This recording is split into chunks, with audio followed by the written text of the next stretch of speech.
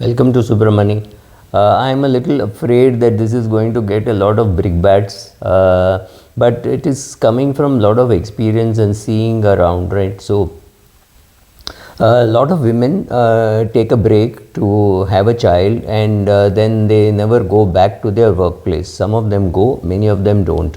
So, one HR head, a woman, was telling me that women should first take themselves seriously before their companies can take them seriously, which is true because not everybody needs to be full time at home to look after the kids, and they can keep extending this for a very long time. They say, no, this is a very important time. My daughter is at home. What if there is abuse? So I stayed home. All very good logic, and you can keep on extending it till I think I can go back to class, but go back to work, but she's already in 8th standard, just 2 years away from her boards. Okay, then the 10th boards are over, then the 12th boards, then the 12th boards are over, then it is some IIT entrance or something like that, or today the law entrance, something, everything keeps coming up, and the women feel that they are perfectly justified in not going back to their work. Then there will be some care that has to be provided for her own mother, father, or her husband or her in-laws, something like that keeps coming up, and suddenly you find that you're 45 years of age or 42 years of age and you are completely unemployable. You started this whole process of having a kid maybe at 28, so next 14-15 years, which is your most productive age, is completely lost. So I was sitting with my friend when he said my wife is not planning to work, and she's not very old. She's only about I think 36 years of age. She's got a son, and I don't think they're planning to have more kids. Why is she not working? My son needs attention. 8-year-old needs attention. All over the world, people live, these age kids live with a joint family or live in a creche. Does it kill them if they live in a creche? I think no, right? So here you can, and they are not even in India, they are abroad. So if you can leave your 8-year-old in school, there are enough activities to be done in school. You pick up from school or you put them in a creche, the bus drops you, lot of safety precautions are there.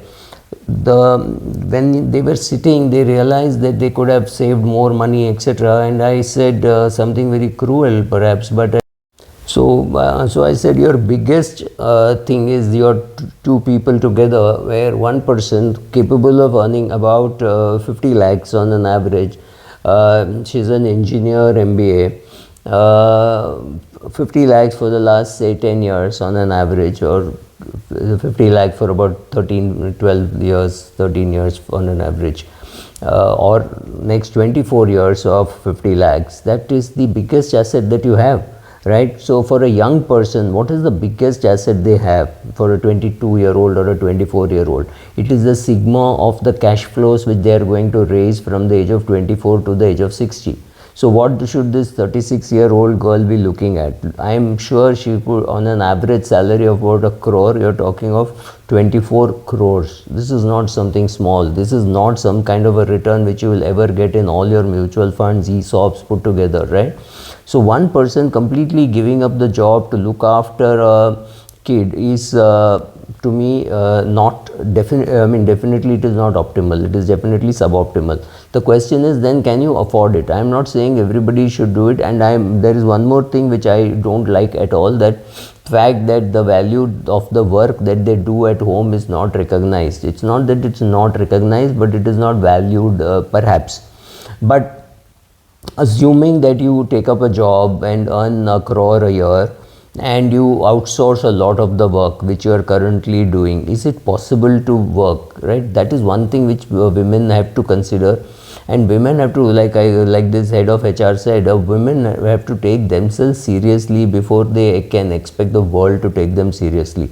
So if you look at the family assets, which are the two big assets for a young couple, let's say there's a 35-37-year-old couple, or maybe even a 40-year-old husband and a 35-year-old wife, and who has a 10-year-old son, right? So, or 8-year-old son, doesn't really matter.